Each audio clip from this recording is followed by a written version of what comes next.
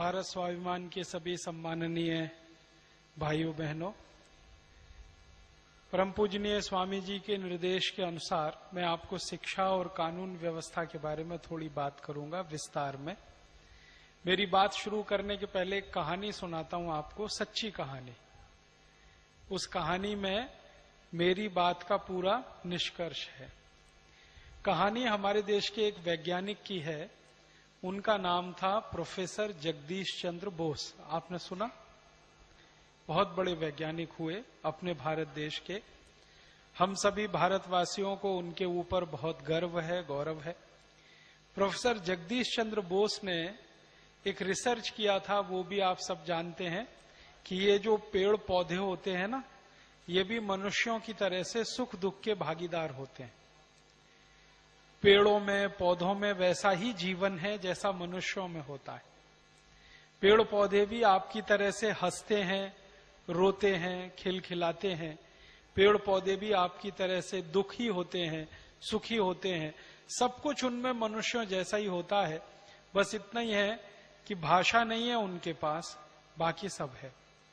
ये काम करने के लिए प्रोफेसर जगदीश चंद्र बोस ने अपने घर में एक एक्सपेरिमेंट किया था, प्रयोग किया था। उसकी कहानी है। उन्होंने क्या किया, अपने घर में गमले लाए। गमले आप समझते हैं जिसमें पौधे लगाते हैं। तो घर के दो हिस्से कर दिए उन्होंने।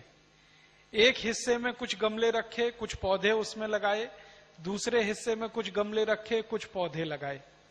प्रोफेसर जगदीश चंद्र बोस क्या करते थे, रोज सवेरे उठते थे और एक तरफ के जो पौधे वाले गमले हैं उनको गालियां देते थे। तुम नालायक हो, तुम निकम्मे हो, तुम नकारा हो, तुम बदसूरत हो, तुम्हारे अंदर कोई गुण नहीं है, तुम्हारे अंदर कोई भी अच्छी बात नहीं है। ये खूब गालियां देते थे पौधों के सामने। दूसरी तरफ के पौधों के सामने जाके वो उनकी इतनी बढ़ाई करते थे, तुम बहुत अच्छे हो, तुम बहुत सुंदर हो, तुम बहुत सद्गुणी हो, तुम्हारे अंदर इतनी अच्छाइयां हैं, तुम्हारे अंदर इतनी खूबियां हैं, तुम्हारा इतिहास बहुत ऊंचा है, तुम्हारा भूगोल बहुत अच्छा है। इस तरह की अच्छी अच्छी बातें करते थे।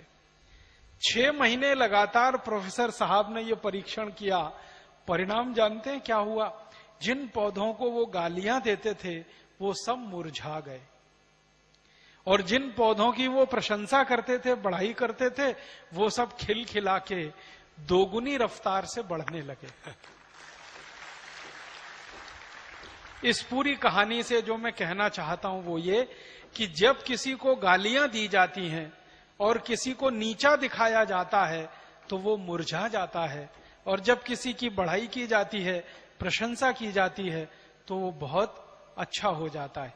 हमारे लोगों के साथ ऐसा ही हुआ। 200 से 250 साल अंग्रेजों ने हमको गालियां दी। तुम भारतवासी निकम्मे हो, नालायक हो, नकारा हो, तुम्हारी संस्कृति खराब है, तुम्हारी सभ्यता खराब है, तुम्हारे अंदर कोई दर्शन नहीं है, तुम्हारे पास विज्ञान नहीं है, तुम्हारे पास तकनीकी नहीं है, तुम कुछ नहीं जानते हो, तुम्हारी सभ्यता ही पूरी चौपट है। ये अंग्रेजों ने हमको 200 से 250 साल कहा। एक अंग्रेज ने कहा, फिर दूसरे ने कहा, फिर तीसरे ने कहा, फिर चौथे ने कहा, फिर पांचवें ने कहा। फिर एक अंग्रेज आया जिसका नाम था टीबी मैकॉले। उसने कहा कि एक एक अंग्रेज आता है और भारतवासियों को गाली देता है, कोई ऐसी व्यवस्था बनाओ जो परमानेंट गाली देने वाली हो। एक अंग्रेज आया, जैसे रॉबर्ट क्लाइव आया, उसने ये सब भारतवासियों को सारे बुरे बुरे जो भी बातें हो सकती हैं वो कहीं भारतवासियों को। भारतीय चोर थे, हाँ, चोर थे, डकैत थे, लुटेरे थे, लुच्चे थे, लफंगे थे, लंपट थे, सारी बुरी गालियां। गाय का मांस खाते थे। हाँ, और इसी तरह से एक सबसे बड़ी गाली जो हमको मिली, मैं सभी गालियों में सबसे खराब मानता हूं उसको, कि हम आर्य लोग बाहर से आए और हमने भारत के द्रविड़ों के ऊपर आक्रमण और हमला करके कब्जा कर लिया, और द्रविड़ों को मारते मारते दक्षिण भारत में धकेल दिया और पूरे उत्तर भारत पर आर्यों ने कब्जा कर लिया। ये सबसे बड़ी गाली है जो हमें 250 साल अंग्रेजों ने दी। अंग्रेजों के पहले यही गाली हमको फ्रांसीसी देते थे, ऐसी गालियां देते थे हम, और अभी भी दी जा रही है। और फ्रांसीसियों से पहले ये गाली हमको पुर्तगाली लोग दिया करते थे। माने पिछले 500 साल से अगर आप ध्यान से देखें, सुने, समझें, तो हमको इसी तरह की गालियां दी गई। अब वो गालियां सुनते सुनते एक अंग्रेज आता था, गालियां देके जाता था, दूसरा आता था, देके जाता था, तीसरा आता था, देके जाता था।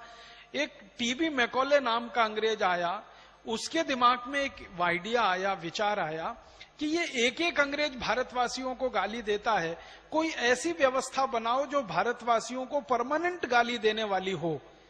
उस व्यवस्था को उसने कहा एजुकेशन।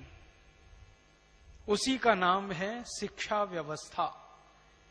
और ये वो 1840 में देके चला गया, इंडियन एजुकेशन सिस्टम। हाँ, एक कानून बनाया उसने। जब वो भारत में आया तो यहां जो सबसे ऊंचा अधिकारी होता था भारत में, उसको कहते थे गवर्नर जनरल। आज उसकी हैसियत है प्रधानमंत्री की। आज का जो प्रधानमंत्री है, अंग्रेजों के जमाने में वो गवर्नर जनरल होता था। तो गवर्नर जनरल की काउंसिल का वो मेंबर होके आया था और उसको बहुत अधिकार थे टीबी मैकॉले को। टीबी मैकॉले के लिए जो पत्र भेजा गया था ब्रिटिश पार्लियामेंट से भारत के गवर्नर जनरल को, उसमें एक वाक्य लिखा हुआ है कि ये व्यक्ति जो विचार व्यक्त करेगा वही नीति बन जाएगी। इतनी ऊंची अधिकार और अथॉरिटी के साथ उसको भेजा गया। तो मैकॉले ने आके जो सबसे खराब काम एक किया हमारे हिसाब से और अंग्रेजों के हिसाब से सबसे अच्छा काम, कि उसने लगातार गाली देने वाला एक तंत्र बना दिया, जिस तंत्र का नाम उसने रखा शिक्षा व्यवस्था, एजुकेशन। और इस एजुकेशन में इस तरह से विषय डाले गए कि हरेक विषय भारतवासियों को गाली देने वाला सिद्ध हो और भारतवासी लगातार ये गालियां सुनते सुनते मुरझा जाएं और आत्मग्लानि की स्थिति में पहुंच जाए, उनको अपने धर्म संस्कृतियों के प्रति घृणा हो जाए। उसने जो इतिहास बताया, हमारे देश में जो इतिहास हम पढ़ते हैं, उस इतिहास को जानबूझकर राजाओं का इतिहास बताया। आप जानते हैं हमारा पूरा इतिहास आज आप पढ़ें जो मैकॉले के द्वारा रचित है या मैकॉले एजुकेशन के द्वारा दिया हुआ है, उस इतिहास में राजाओं के बारे में ही कहानियां हैं, प्रजा के बारे में कहीं कुछ नहीं है, ऋषियों के बारे में कुछ नहीं। हमारे एक राजा से दूसरे राजा की लड़ाइयां हो रही हैं तो सारे इतिहास में लड़ाइयां ही लड़ाइयां हैं। आप मुझे एक बात बताओ, अगर सब एक दूसरे से लड़ते ही रहेंगे तो समाज कहां बचेगा? समाज तो खत्म हो जाएगा। भारत तो 1000 साल पहले ही खत्म हो जाता अगर हर एक राजा दूसरे से लड़ रहा होता। अपना आज का इतिहास पढ़ें तो एक ही बात समझ में आती है, ये राजा उस पर हमला कर रहा था, वो राजा उस पर हमला कर रहा था, वो राजा ने उससे लड़ाई की, उसने इस पर चढ़ाई की, उसने उसकी पत्नी को मैंने दबोच लिया, उसने उसकी राज्य की सल्तनत को खींच लिया। यही सारी कहानियां पूरे इतिहास में हैं। ये मैकॉले का रचित इतिहास है, जिससे हमको इतनी आत्मग्लानि पैदा हो जाए कि हमारे पुरखे तो लड़ने भिड़ने के अलावा कुछ करते ही नहीं थे। आप मुझे एक मोटी सी बात बताइए, अगर कोई समाज लगातार लड़ता रहे, झगड़ता रहे, वो वेदों की रचना कर सकता है? कोई समाज हमेशा लड़ता रहे, झगड़ता रहे, हजारों हजारों वेदों की ऋचाएं लिख सकता है? अगर कोई समाज हमेशा लड़ता रहे, झगड़ता रहे, वो उपनिषदों की रचना कर सकता है? कोई समाज अगर लड़ता रहे, झगड़ता रहे, वो नीति वाक्यों के लिए लड़ मर सकता है? सवाल ही नहीं उठता। क्योंकि इतिहास पढ़ने से तो ऐसा लगता है कि किसी राजा को लड़ाई से फुर्सत ही नहीं और किसी साम्राज्य में शांति नाम की कोई चीज नहीं। तो मैकॉले ने इतिहास ऐसा दे दिया और उस इतिहास में प्रजा गायब है। ध्यान रखिएगा, राजा ही राजा हैं और राजाओं की अच्छाइयां गायब हैं, बुराइयां ही बुराइयां हैं। इसने उस पर हमला किया, उसने उस पर हमला किया, इसने इसको मारा, उसने उसको पीटा, उसने उसका राज्य छीन लिया, इसने उसका राज्य छीन लिया। इसी तरह का इतिहास हम पढ़ते हैं और अगर इसी तरह का इतिहास पढ़ेंगे तो कैसा दिमाग बनेगा हमारा? वैसा ही बनेगा जैसा मैकॉले चाहता था। इसी तरह से हम भारत के दूसरे शास्त्रों की बात करें, हम गणित की बात करें। मैं एक उदाहरण से कहता हूं, मैंने बचपन में गणित पढ़ा है। अंग्रेजी स्कूलों में कैसा गणित पढ़ाया जाता वो आप में से भी कई जानते होंगे। मैकॉले ने कैसा गणित पढ़ाया हमको, एक छोटे से उदाहरण से समझाता हूं। गणित में मुख्य काम किसी भी बच्चे को सिखाने का क्या होता है? जोड़ना, घटाना, गुणा करना और भाग देना। ये 4 मुख्य क्रियाएं हैं गणित में जो प्राथमिक स्तर पर हर बच्चे को सिखाई जाती है। तो हमें जोड़ना सिखाना है या घटाना सिखाना है या गुणा करना सिखाना है या भाग देना सिखाना है। तो सिखाने के लिए मैकॉले सिस्टम का सवाल कैसे लिखा जाता है वो एक सवाल बताता हूं आपको। मुझे बचपन में गणित जब सिखाया जाता था तो आपने भी सीखा होगा, तो मुझे एक सवाल आता था, डैडी ने 10 रुपए दिए। अब ये अंग्रेजी में होता था, मैं हिंदी करके बता रहा हूं। अब डैडी शब्द है, पिताजी नहीं है, डैडी है। डैडी का माने होता है DEAD, डैड माने मरा हुआ, डैडी माने मरे हुए जैसा। ये उसका अंग्रेजी में हिंदी अर्थ है, मरे हुए जैसा। तो पिताजी नहीं है, पिताश्री नहीं है, डैडी ने 10 रुपए दिए या पापा जी ने 10 रुपए दिए। पापा नाम के शब्द का कोई अर्थ आज तक दुनिया में किसी को नहीं मालूम, और हम बोलते रहते हैं अपने अपने पिताजी को पापा पापा पापा पापा। पापा का कोई अर्थ ही नहीं है किसी भी भाषा में। तो पिताजी ने 10 रुपए दिए, मान लीजिए मैंने उसको संशोधित कर दिया। पिताजी ने 10 रुपए दिए, उसमें से 5 रुपए की चॉकलेट खाई, बताओ कितना बचा। अब देखो सवाल देखो, पिताजी ने 10 रुपए दिए, उसमें से 5 रुपए की चॉकलेट खाई, बताओ कितना बचा। हम क्या सिखाना चाहते हैं? घटाना, सब्सट्रैक्शन सिखाना चाहते हैं, घटाना। उदाहरण क्या लिया? पिताजी ने 10 रुपए दिए, 5 रुपए की चॉकलेट खाई, तब कितना बचा। अब बच्चा बचपन से ये सवाल करना शुरू करेगा तो 2-3 साल के बाद वो पूछेगा चॉकलेट किसकी खाऊं, कैडबरीज की कि नेस्ले की। आप मेरी बात पे ध्यान दीजिएगा, बार बार वो ये सवाल हल करेगा। पिताजी ने 10 रुपए दिए, 5 रुपए की चॉकलेट खाई, तो एक दिन पूछेगा चॉकलेट कैडबरीज की खाऊं कि नेस्ले की, क्योंकि टीवी में रोज विज्ञापन में वो देखता है कि चॉकलेट 2 ही कंपनियां बेचती हैं, या तो कैडबरीज या तो नेस्ले। तो हमने बच्चे को घटाना नहीं सिखाया, हमने बच्चे को घटाना सिखाने के बहाने चॉकलेट का उपभोक्ता बनाया। अगर यही सवाल मुझे सिखाना हो, मैं भारतीय आदमी हूं, और वैदिक पद्धति में अगर ये सवाल सिखाना हो, या वैदिक पद्धति की ना भी बात करूं, भारतीय पद्धति में ये सवाल सिखाना हो, तो माफ करेंगे, इसको सिखाने के लिए मैं ऐसे सिखाऊंगा। पिताजी ने 10 रुपए दिए, मैंने 5 रुपए किसी गरीब को दान कर दिए, बताओ कितना बचा। सवाल तो एक ही है ना, घटाना ही सिखा रहे हैं हम। 10 में से 5 गए, 5 बचा, यही हम उसको सिखा रहे हैं। लेकिन सवाल की जो भाषा है वो, एक जगह पिताजी ने चॉकलेट के लिए 5 रुपए दे दिए, दूसरी जगह पिताजी ने दान करने के लिए 10 रुपए दिए। अगर हर बच्चा 2-3 साल यही सवाल करेगा करेगा करेगा तो एक दिन पूछेगा ये दान क्या होता है, फिर पूछेगा दान क्यों देना चाहिए, फिर पूछेगा दान किसे देना चाहिए। अगर वो दान के बारे में पूछने लगेगा, दान क्या होता है, क्यों दिया जाता है, क्यों देना चाहिए, तो अपने आप वो भारतीयता में आ जाएगा। और अगर 10 रुपए में से 5 रुपए की चॉकलेट खाएगा तो हमेशा वो अंग्रेजी सभ्यता में ही जाएगा। और एक उदाहरण से, मैं बचपन में जब पढ़ता था, आप भी पढ़ते होंगे, तो हमको कहते थे ऐसे लिख के लाओ। हमको होमवर्क दिया जाता था, ऐसे लिख के लाओ। तो हमारी टीचर को क्या विषय सूझते थे ऐसे के लिए? वो कहती थी तुम पिकनिक मनाने गए, उस पर ऐसे लिख के लाओ। अब मैं पिकनिक मनाने जाऊंगा और उस पर ऐसे लिखकर लाऊंगा, माने निबंध लिखकर लाऊंगा पिकनिक के ऊपर, तो 100% मुझे अंग्रेज और यूरोपीय सभ्यता में ही जाना पड़ेगा। मुझे ये कभी नहीं कहा किसी भी टीचर ने कि तुम निबंध लिख कर लाओ। तुम माता पिता के साथ तीर्थ स्थान की यात्रा करने गए थे, बद्रीनाथ गए थे, केदारनाथ गए थे, गंगोत्री गए थे, यमुनोत्री गए थे, उसका लिख के लाओ। ये कभी भी किसी कक्षा में मुझे ना किसी ने पढ़ाया ना सिखाया। मुझे हमेशा ये सिखाया ऐसे लिख के लाओ। पिकनिक पर गए, और पिकनिक पर गए तो डबल रोटी ले गए, पाव रोटी ले गए, टमाटो केचप ले गए, तो बटर ले गए, तो ये सब यूरोपीय सभ्यता की चीजें ले गए। और इनमें से ये हमने खाया, दूसरों को खिलाया, ये सब लिख के लाओ। तो बच्चे का दिमाग तो पूरी तरह से उपभोक्ता बनाने के लिए हमने पूरी शिक्षा तैयार की है। माफ करिएगा, आज की जो पूरी की पूरी शिक्षा व्यवस्था है, ये हमको नागरिक नहीं बनाती है, कंज्यूमर बनाती है, उपभोक्ता बनाती है। वो चाहे लक्स का हो या लाइफ बॉय का हो या कैडबरीज का हो या नेस्ले का हो। और मैं ऊंची शिक्षा की भी बात कर रहा हूं।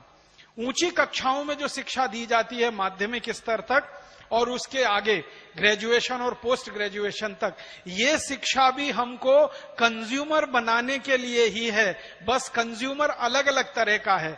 जब बचपन की शिक्षा है वो प्रोडक्ट का कंज्यूमर बनाने के लिए है, और हायर एजुकेशन है वो किसी यूनिवर्सिटी अमेरिका और यूरोप की उसका कंज्यूमर बनाने के लिए हमको शिक्षा दी जाती है।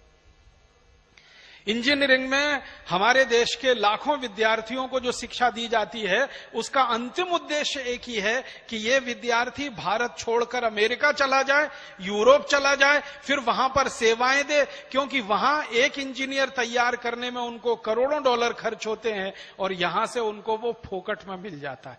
तो ये पूरी की पूरी शिक्षा व्यवस्था जो आज हम ढो रहे हैं हमारे कंधे पर, मैकॉले की दी हुई शिक्षा व्यवस्था, इतिहास उसी समय का पढ़ाया जा रहा है। भूगोल भी हमने नहीं बदला, हमारा भूगोल भी अंग्रेजों के जमाने का जो तय हो गया है वही भूगोल हम पढ़ते हैं। सिविक्स और इकोनॉमिक्स वही पढ़ते हैं। अर्थशास्त्र में पता है सारी की सारी थ्योरीज जो पढ़ाई जाती हैं वो सब वेस्टर्न थ्योरीज हैं। अर्थशास्त्र का आप में से कोई भी विद्यार्थी होगा जो एमए इन इकोनॉमिक्स करता हो या पीएचडी इन इकोनॉमिक्स उसने किया हो, उसको सारे सिद्धांत जो पढ़ाए जाते हैं वो पश्चिमी विचारकों के सिद्धांत हैं। एक भी हिंदुस्तानी अर्थशास्त्री विचारक का कोई सिद्धांत अर्थशास्त्र में नहीं पढ़ाया जाता। इस देश का सबसे बड़ा अर्थशास्त्री विचारक जो माना जाता है वो चाणक्य है। चाणक्य का एक भी सिद्धांत एमए इकोनॉमिक्स में नहीं है, बीए इकोनॉमिक्स में नहीं है, इंटरमीडिएट में नहीं है, हाई स्कूल में नहीं है, उसके पहले भी कहीं नहीं। सारे के सारे पश्चिमी अर्थशास्त्रियों के सिद्धांत। इसी तरह से एक दर्शन शास्त्र विषय पढ़ाया जाता है, फिलोसॉफी। पूरा का पूरा फिलोसॉफी भरा पड़ा है पश्चिमी विचारकों से। देकार्ते का थ्योरी पढ़ लीजिए, लिबिनिज का थ्योरी पढ़ लीजिए, अरस्तु का थ्योरी पढ़ लीजिए, और या सुकरात का थ्योरी पढ़ लीजिए। और उनके थ्योरीज जब मैंने पढ़ने शुरू किए तो इतनी हंसी आती है कि ऐसे मूर्ख विचारकों की थ्योरीज अगर हम पढ़ते हैं तो हम मूर्ख ही पैदा होंगे, अकल वाले तो हो नहीं सकते। आपको एक छोटा उदाहरण दूं, सुकरात का नाम आपने सुना है? The great great philosopher of western world, पूरे पश्चिमी समाज का सबसे बड़ा विचारक और दर्शन शास्त्री। और उसके बाद अरस्तु का नाम आपने सुना है? दोनों की एक मान्यता सुनना ध्यान से और फिर सिर पीटना अपना कि अगर यही महान दर्शन शास्त्री हैं वो, तो फिर हमारे सबसे खराब दर्शन शास्त्री उनसे अच्छे। दोनों स्वामी जी कहते हैं स्त्री को शरीर में आत्मा नहीं होती। ध्यान से सुनना इसको, माताएं बहनें और ज्यादा ध्यान से सुने इसको। अरस्तु कहता है, और ये सुकरात अरस्तु दोनों कहते हैं स्त्री को शरीर में आत्मा नहीं होती।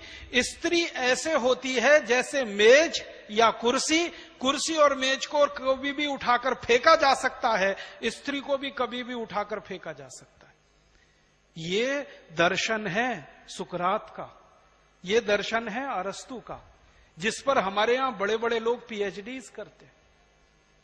और एक जगह तो सुकरात इतनी खराब बात कहता है, स्त्री ऐसे होती है जैसे कोई कपड़ा, जब जरूरत पड़ी उतार के फेंक दिया, जब जरूरत पड़ी पहन लिया। और अरस्तु तो उससे भी एक कदम आगे जाके कहता है कि कपड़ा शरीर पर हमेशा नहीं धारण किया जा सकता, इसलिए स्त्री को भी हर समय साथ में नहीं रखा जा सकता।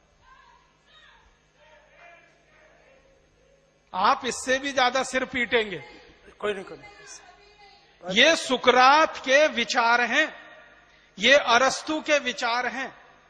और अरस्तु और सुकरात ये दोनों कहते हैं, इन दोनों की मान्यताओं को आज तक पश्चिमी समाज खंडित नहीं कर पाया। लेविनिज भी वही कहता है, दिकार्ते भी वही कहता है, और उसके बाद के सारे फिलोसोफर्स यही मानते हैं। इसलिए महिलाओं के प्रति पश्चिमी समाज में कोई आदर भाव नहीं है। महिला वस्तु की तरह है, इस्तेमाल करो और फेंको, यूज एंड थ्रो। फिलॉसफी में से आया। कोई भी जीवन दर्शन जो है ना, वो फिलॉसफी से निकलता है। एक मूल बात मैं आपको बताना चाहता हूं, कोई भी सभ्यता दर्शन में से निकलती है। समाज का जैसा दर्शन होगा, सभ्यता वैसी ही बनती चली जाएगी। पश्चिमी समाज का दर्शन स्त्रियों के बारे में यह है कि स्त्री वस्तु की तरह से है, उसमें आत्मा नहीं है। आपको एक जानकारी दूं, सन 1950 तक ब्रिटेन में, बहुत ध्यान से सुनना इस बात को, सन 1950 तक ब्रिटेन में, अमेरिका में, फ्रांस में, जर्मनी में, स्वीडन में, स्विट्जरलैंड में और डेनमार्क में, इतने देशों में सन 1950 तक किसी भी महिला को वोट देने का अधिकार नहीं था। आपको मालूम है ये बात? अमेरिका में स्त्रियों को वोट देने का अधिकार 1952 के बाद मिला। और सन 1950 तक यूरोप और अमेरिका के किसी भी देश में स्त्रियों को बैंक अकाउंट खोलने का अधिकार नहीं था। बैंक अकाउंट या तो उसके पति का हो सकता है, या उसके बेटे का हो सकता है, या भाई का हो सकता है। किसी महिला का बैंक अकाउंट नहीं हो सकता। और 1950 तक पूरे यूरोप और अमेरिका में कोई स्त्री घर से अकेले बाहर नहीं जा सकती। भले बाहर जाना हो तो 4 साल के पिद्दी से भाई को साथ लेना पड़ेगा, भले वो लड़की 20 साल की हो। 4 साल का भाई है उसका, जो कोई सुरक्षा नहीं कर सकता, वो उसके साथ जाएगा, वो अकेली नहीं जा सकती। इतनी पाबंदियां महिलाओं पर लगाकर रखी हैं पश्चिमी समाज ने। इसलिए वहां पर वीमेन्स लिबरलाइजेशन नाम का आंदोलन चला, जो सैकड़ों साल तक चला। और उस आंदोलन की थोड़ी सी सफलता मिली कि 1952 में आके कुछ देशों ने वोट देने का अधिकार दिया। 1957 में आकर कुछ देशों में स्त्रियों में बैंक अकाउंट खोलने का अधिकार मिला। और आपको मालूम है, अभी 20 साल पहले तक यूरोप में स्त्रियों की तनख्वाह और पुरुष की तनख्वाह में जमीन आसमान का अंतर था। अभी 20 साल पहले तक कोई एक काम आप करो तो पुरुष को अगर $100 मिलेंगे तो स्त्री को वही काम करने के $30 ही मिलेंगे। क्यों? कहा जाएगा इसमें तो आत्मा नहीं है। और मुझे बहुत खराब लगता है ये कहते हुए कि यूरोप और अमेरिका में अभी 20 साल पहले तक 3 स्त्रियों की गवाही एक पुरुष के बराबर होती थी। 3 स्त्री जो बात कहेंगी, एक पुरुष वो कहेगा, ये बराबर माना जाता था। ये उनकी सभ्यता है, ये उनका दर्शन है। अब ये सभ्यता और ये दर्शन लेकर टीबी मैकॉले भारत आया। ध्यान दीजिएगा, मैंने ये सब आपको भूमिका बनाने के लिए कहा, क्योंकि टीबी मैकॉले किस समाज का आदमी था? पश्चिम का आदमी था, ब्रिटेन का आदमी था। वो लेविनिज को भगवान मानते हैं, वो देकार्ते को भगवान मानते हैं, वो अरस्तु को भगवान मानते हैं, वो सुकरात को भगवान मानते हैं। उन्हीं देशों से आया मैकॉले, तो उसकी मानसिकता भी वही थी, स्त्रियों के विरोध में। और आया तो पूरी शिक्षा व्यवस्था उसने ऐसी डिजाइन की जो 100% स्त्री विरोधी है, महिला विरोधी है, स्त्रियों को हतोत्साहित करने वाली है और स्त्रियों को अपमानित करने वाली है। हर खंड खंड पर आप देखेंगे इस पूरी शिक्षा व्यवस्था में स्त्रियों का जितना अपमान होता है, शायद कोई कल्पना नहीं कर सकता। और वही शिक्षा व्यवस्था हम ढोते हुए चले आ रहे। हमारे देश का दर्शन है, हमारे देश की सभ्यता है कि स्त्री सबसे बड़ी गुरु होती है, मां सबसे बड़ी गुरु होती है। हमारे देश का दर्शन है और सभ्यता है। मैंने स्वामी जी एक जगह पढ़ा, भारतीय दर्शन पढ़ रहा था, तो नाम भूल गया हूं दर्शन शास्त्री का, याद आएगा तो बताऊंगा। उसने एक वाक्य लिखा, स्त्री से ज्यादा पवित्र दुनिया में कोई नहीं होता। और उस दर्शन शास्त्री ने यहां तक लिखा है कि पुरुष में पवित्रता तब आती है जब वो स्त्री की कोख से जन्म लेता है, अन्यथा उसमें पवित्रता नहीं होती है। और यही बात उसने पति के लिए लिखी कि जब कोई कुंवारा लड़का शादी करता है तब पवित्रता के थोड़े से अंश को पहचान पाता है। आपको मालूम है हमारे देश में बहुत सारे मंदिर हैं जहां पर यह सिद्धांत अभी भी लागू है। अगर आपके पास आपकी धर्मपत्नी नहीं है तो मंदिर में प्रवेश नहीं कर सकते आप। ऐसे भारत में मंदिर हैं और वो भारतीय दर्शन पर चलते हैं। वो कहते हैं आप पवित्र नहीं है अगर आपके साथ आपकी पत्नी नहीं है, क्योंकि कहा यह जाता है कि पत्नी ना हो तो पुरुष का दिमाग कितना लंपट होता है उसका अंदाजा नहीं है, अगर वो योगी नहीं है तो।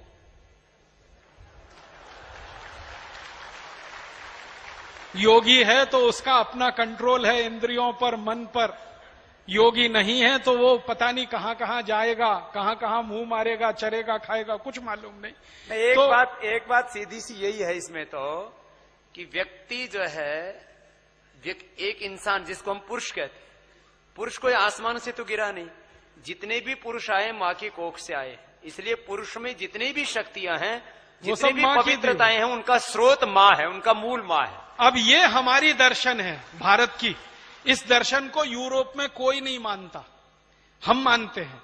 तो हम जिस दर्शन को मानते हैं वैसी हमारी सभ्यता होगी और वैसी ही संस्कृति होगी। यूरोप वाले जिस दर्शन को मानते हैं वैसी उनकी सभ्यता होगी, वैसी संस्कृति होगी। तो यूरोप की सभ्यता और संस्कृति जैसी होगी वैसी ही उनकी शिक्षा भी होगी, और जैसी हमारी सभ्यता और संस्कृति होगी वैसी हमारी शिक्षा होगी। तो हम जब गुरुकुल की शिक्षा लेते थे, भारत की अपनी शिक्षा होती थी, तो उसमें स्त्री मां थी, स्त्री दुर्गा थी, स्त्री हमारे देश में प्रेरणा का स्रोत थी, महिला सारे के सारे काम का केंद्र बिंदु थी। ये गुरुकुलों की शिक्षा से दिखाई देता है, क्योंकि हमारे पास जो दस्तावेज हैं अंग्रेजों के जमाने के, इस देश में आधे से ज्यादा विश्वविद्यालयों की कुलपति महिलाएं थी, स्त्रियां थी, आधे से ज्यादा, और विश्वविद्यालय स्तर के गुरुकुल थे। तो महिलाओं को हमारे यहां दर्जा है बहुत ऊंचे स्तर का, और महिलाओं को दर्जा है यूरोप में बहुत नीचे स्तर का। तो यूरोप के लोग जब शिक्षा व्यवस्था की डिजाइन करेंगे तो महिला का स्तर उसमें नीचे से नीचा रहेगा, और हम जब शिक्षा की डिजाइनिंग करेंगे तो महिला का स्तर ऊंचे से ऊंचा रहेगा। तो यूरोप की शिक्षा व्यवस्था ले लेकर हम जो 250 साल से परेशान हुए हैं और हमारा दिमाग खराब हुआ है, वो दिमाग ऐसा ही खराब हुआ है कि स्त्री को आज हमारे देश में भोग की वस्तु, उपयोग की वस्तु बनाकर इस पूरी शिक्षा व्यवस्था ने छोड़ दिया है। आज हमारे देश में स्त्रियों का वही हश्र है जो यूरोप में 50 साल पहले हुआ करता था, क्योंकि हम 200-250 साल से अंग्रेजी शिक्षा पढ़ रहे हैं। तो हमें करना क्या? उसकी पवित्रता नष्ट कर रहे हैं जी। उसको पबों में ले जाना चाहते हैं, उसको जो है शराब खानों में ले जाते हैं, शराबी डांस घरों में ले जाते हैं। हमारे यहाँ मॉडर्न होने के नाम पर महिलाओं को यही तो कर रहे हैं ना, उनको नचाते। हमने स्त्री को मान लिया नाचने की चीज। पहले नाचने वालियों को सबसे घटिया मानते थे, और आज कोई नाचने वाली आ जाए तो पूरा गांव, पूरा देश पागल हो जाता है। क्या तमाशा हो रखा है। गांव में नौटंकी आ जाए स्वामी जी तो सब काम छोड़ के इकट्ठे हो जाते हैं। कई बार मेरे साथ हुआ है, मैं व्याख्यान देने किसी गांव में गया, नौटंकी वाले आए हुए, व्याख्यान सुनने कोई नहीं आया, सब नौटंकी में बैठे। और नौटंकी में इतनी गंदी गंदी बातें महिलाओं के लिए, स्त्रियों के लिए कही जाती हैं और बोली जाती हैं कि कोई कान में रुई ठूस ले फिर भी तकलीफ हो उसको। तो हमने गड़बड़ कर दिया 250 साल। दिमाग में एक तो 250 साल सुनते रहे अपने बारे में गालियां, और फिर स्त्रियों के बारे में ये मान्यता जो मैकॉले की और यूरोप के दार्शनिकों की, और उसी मान्यता पर आधारित हमारी शिक्षा व्यवस्था। तो सारी शिक्षा व्यवस्था ने सबसे ज्यादा तकलीफ दिया है तो हमारी महिलाओं को दिया है। मुझे सबसे ज्यादा दुख और तकलीफ पता है किस बात की होती है? सबसे बड़ा दुख और तकलीफ मेरा क्या है कि मैंने जो पढ़ा वो मेरी मां को नहीं मालूम, और मेरी मां अपने बेटे को नहीं पढ़ा सकती। आप सोचो, किसी बेटे और मां के बीच में इतनी दूरी आ जाए कि उसका बेटा क्या पढ़ रहा है उसकी मां ना जानती हो और मां बेटे को पढ़ा ना सकती हो। इससे बड़ी टूटन और खराब किसी भी समाज में क्या हो सकती है कोई चीज। हमारे देश में ज्यादातर माताओं का यही हाल है। उनके बच्चे, बेटे या बेटी क्या पढ़ रहे हैं वो खुद नहीं पढ़ा सकती, इसलिए ट्यूटर रखना पड़ता है। और ट्यूटर क्या पढ़ा के जाता है? मां को कुछ नहीं आता है। क्यों? शिक्षा व्यवस्था से मां पूरी तरह से गायब है, क्योंकि पूरी शिक्षा व्यवस्था की डिजाइन ऐसे की गई है जिसमें मां का कोई रोल ही नहीं है। हम गुरुकुल की शिक्षा में सबसे बड़ा गुरु मां को मानते हैं, और यूरोपियन शिक्षा व्यवस्था, टीवी मैकॉले की शिक्षा व्यवस्था में सबसे बड़ा गुरु मैकॉले हो गया, मां नहीं है। और वो मैकॉले हो गया जो मानता ही नहीं है कि मां में कोई आत्मा भी होती है, वो तो वस्तु है, यूज एंड थ्रो के लिए। तो ये एक छोटी सी बात मैंने थोड़ा विस्तार करके कही कि हमको हमारी शिक्षा व्यवस्था बदलनी है, तो क्या क्या बदलना है? भाषा बदलनी है, वो तो स्वामी जी ने कहा। भाषा के साथ हमें कंटेंट बदलना है, टेक्स्ट बदलना है, जो मां विरोधी है, स्त्री विरोधी है, महिला विरोधी है। इसके आगे हम चलेंगे तो विषय भी बदलने हैं हमको। आप में से मैथमेटिक्स पढ़ने वाला कोई विद्यार्थी यहां बैठा हो जिसने एमएससी मैथमेटिक्स किया हो, उसके लिए मैं कहना चाहता हूं कि मैथमेटिक्स में हम इतने विषय पढ़ते हैं जो जिंदगी में कभी काम नहीं आते। डिफरेंशियल कैलकुलस पढ़ते हैं, इंटीग्रल कैलकुलस पढ़ते हैं, स्टैटिस्टिक्स पढ़ते हैं, स्टैटिक्स पढ़ते हैं, डायनामिक्स पढ़ते हैं, सब रद्दी और एकदम बेकार। ट्रिग्नोमेट्री पढ़ते हैं जो किसी काम की नहीं है। शायद हां, कब से शुरू हो गया?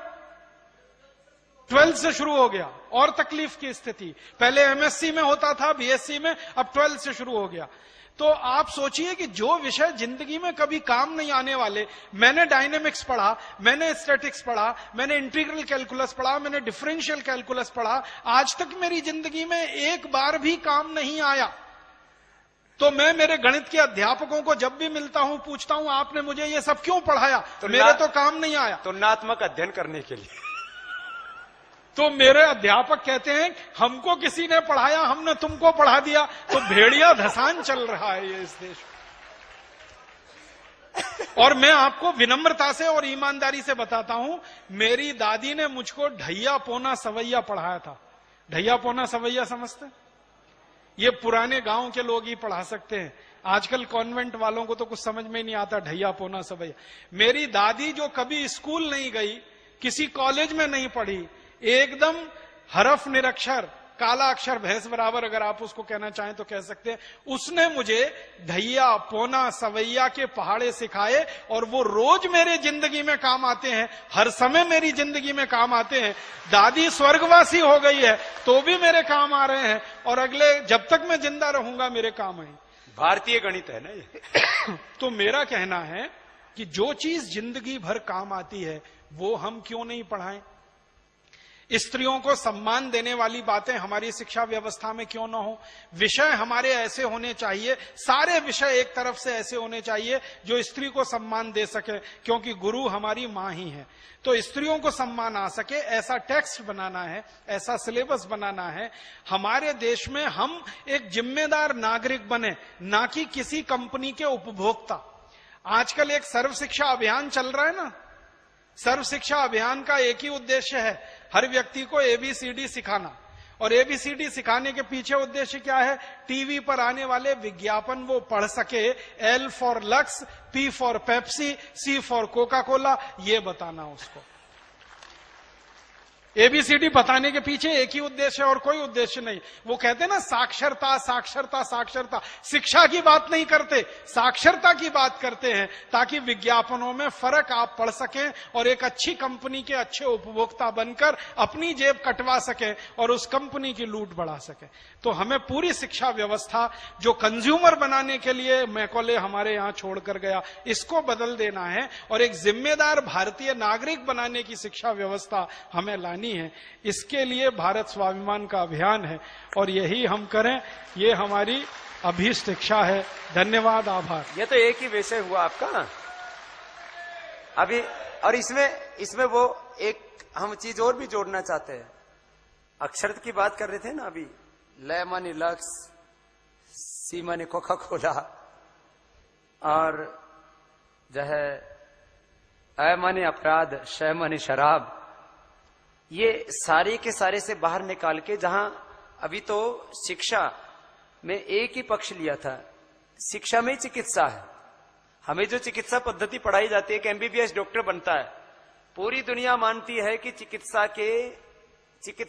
क्षेत्र के, चिकित्सा शास्त्र के चिकित्सा पद्धति के जो फोर फादर हैं, मूल गुरु हैं, वो कौन है? महर्षि चरक और सुश्रुत। लेकिन दुर्भाग्य से हमारे देश में जो एमबीबीएस डॉक्टर बनाए जाते हैं उनको चरक, सुश्रुत, धन्वंतरी और शारंगधर का नाम तक नहीं पढ़ाया जाता, पतंजलि का नाम तक नहीं पढ़ाया जाता। ये पूरी चिकित्सा का पूरा शास्त्र और उसका पूरा इतिहास वो भी हमें बदलना होगा। हम एलोपैथ के, आयुर्वेद के डॉक्टर अलग अलग बनाएंगे, लेकिन एलोपैथ का चिकित्सक भी पैदा होगा तो ये मानेगा कि चिकित्सा के मूल गुरु तो भारत के ऋषि मुनि थे। ऐसी बात हम पैदा करनी चाहिए। तो एक इसमें जो है ये शिक्षा के क्षेत्र में जो है अभी भाई राजीव जी ने बात कही, उसका एक थीम दिया, आपको एक चिंतन दिया, एक दिशा दी। ऐसे ही दूसरी बात जो मैं कह रहा था, कानून व्यवस्था जो दूसरा पक्ष है, तो हमने जो 11 मुद्दे आपके सामने रखे थे, स्वास्थ्य, शिक्षा, स्वदेशी, ग्रामीण स्वावलंबन, जल प्रबंधन। जल प्रबंधन की एक छोटी सी तरकीब है, मैं इसलिए बता रहा हूं, इसका संबंध देश के 84 करोड़ लोगों की जिंदगी से है। एक जमीन में मात्र 10 फीट का एक खाई खोद करके 2 फीट गहरी, 2 फीट चौड़ी, 10 फीट गहरी, और पूरे जमीन का पूरे देश का पानी रोक सकते हैं, जो नदियों में 90 से 99% जो समुद्र में जा रहा है। और इस काम को मैंने कहा हमें सरकारों की भी जरूरत नहीं, हम तो देश के लोगों से चैरिटी से ही इस काम को करा सकते हैं। और इस देश के भारत को वैसा ही, भारत देश के गांव को वैसा ही समृद्ध और वैसा ही स्वावलंबी आत्मनिर्भर गांव बना सकते हैं जो कभी आजादी से पहले था। आज से 25-30 साल पहले गांव में 25-30 फीट नीचे पानी मिलता था। मैंने अपने गांव में 25 फीट नहीं 15 फीट नीचे से पानी खींच के पिया है। आज उस गांव में 150 फीट नीचे वाटर लेवल है और लोग भूख के कागार पर हैं। ये मैं इसलिए इस बात को कह रहा हूं, उस गांव के लोगों ने मुझसे बहुत बार कहा, बाबा तू बहुत बड़ा हो गया, हमारे गांव में पानी तो दिलवा दे। मैंने कहा मैं ऐसा प्रबंध करना चाहता हूं जिससे मेरे हर गांव को पानी मिले, खाली तुम्हारे गांव की नहीं सोचता, मैं पूरे भारत के गांव की सोचता हूं, और ऐसा काम हम करके दिखाएंगे। तो ये मैं जल प्रबंधन की बात कर रहा था। ये काम बहुत आसान है, लेकिन किसी को पड़ी नहीं है। ये हमारे भारत के कुछ जिनको हम राजनेता कहते हैं उसमें से कुछ अच्छे भी हैं, लेकिन ज्यादातर ऐसे नेता हैं जो चाहते हैं कि लोग गरीब, बेबस, लाचार बने रहें, जिससे कि उनको ज्यादा दिनों तक गुलाम बनाया जा सके, शासन किया जा सके उन पर। तो शिक्षा, स्वास्थ्य, स्वदेशी, ग्रामीण स्वावलंबन, जल प्रबंधन, स्वच्छता, भ्रष्टाचार, टैक्सों में सुधार, सामाजिक न्याय, आध्यात्मिक राष्ट्र और 100% मतदान का अनिवार्य कानून। अब इसमें ये अलग अलग इतने गहरे मुद्दे हैं, एक एक बात के ऊपर चर्चा करेंगे तो घंटों लग जाएंगे। लेकिन एक विषय जो बहुत जरूरी है, सारे देश में एक बात कही जाती है, देश सबसे बड़ा नहीं होता। क्या बोला जाता है जब भी पॉलिटिकल लैंग्वेज में बोला जाता है? कानून सबसे बड़ा होता है, कानून से ऊपर कोई नहीं होता। कानून अपना काम करेगा। आप हर राजनेता को ये कहते सुनेंगे, ये कानून क्या है? कानून अंग्रेजों ने हमें लूटने के लिए, हमारा शोषण करने के लिए, हमें गुलाम बनाने के लिए, हमारे ऊपर अत्याचार करने के लिए बनाए थे।